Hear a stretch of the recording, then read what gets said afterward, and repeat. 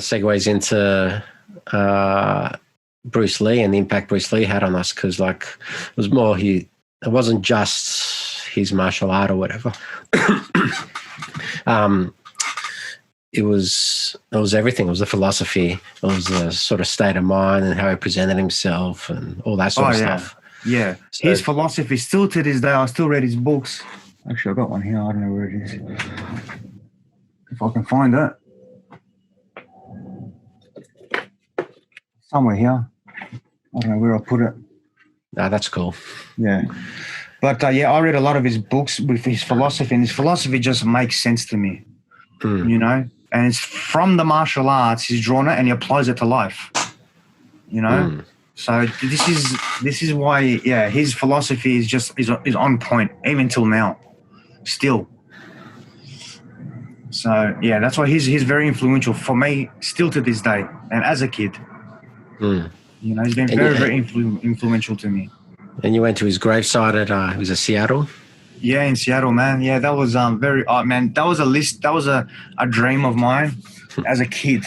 Because I used to watch, I remember I watched, what's that movie? No Retreat, No Surrender.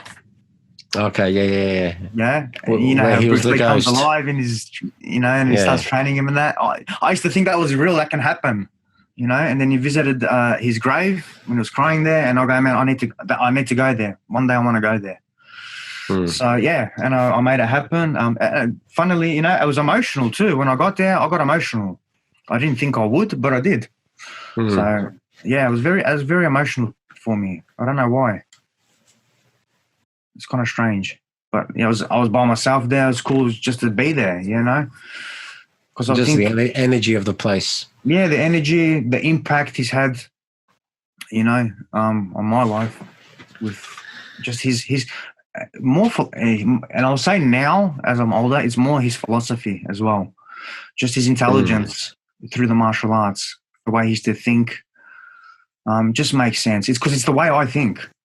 You know, it relates to me a lot. So, I think he's helped the martial arts so much, especially in the West and just worldwide. He's helped it, just spread it and help teach everyone and give the power back to the people. Well, that's why he's so different, because he was, you know, it wasn't he was always fighting against racism and all that kind of stuff. You know, it wasn't just teach one culture or one, you know, race. Man, he was that's pure martial artist. It's about sharing his knowledge, helping people, you know, and that's why he was very influential in that way. You know, because even now, you know, you got cults in martial arts, schools, academies, there's groups, there's separation, there's division, you know. I see it, you know, I've seen it firsthand. So, you know, it still happens. It's no different. So that's why I really like I said, his life, his philosophy, I'll call it his philosophy, was just more than about fighting. It's got to do with life, being as what kind of human being you are, you know? Especially for all that kind of stuff. He didn't care what color were you, what race you were, it doesn't matter. But were you a good person? You know, and the only way he could teach was through his martial arts. That's the way he helps you express yourself. You know, through movement, through whatever, through anger. So, it's very big. Yeah, he's influential and very powerful message. Yeah, I mean, he probably shaped martial arts for all of us as kids and got us interested. And then when the UFC came along, I think the seed was planted from Bruce Lee, and then when the UFC came along, it just sort of grew into bountiful. Look now how many gyms there are and how many people are doing Jiu-Jitsu and martial arts in general and all that around the world, especially with the UFC and how popular it's become. But he's a big part to that. 100%. You know, Jiu-Jitsu changed the world too. But and I truly believe if he was still alive, there's no doubt that he would have been doing Jiu-Jitsu. Oh yeah. There's no doubt, because I know he was dabbling in grappling anyway then with Gene LaBelle. Gene LaBelle.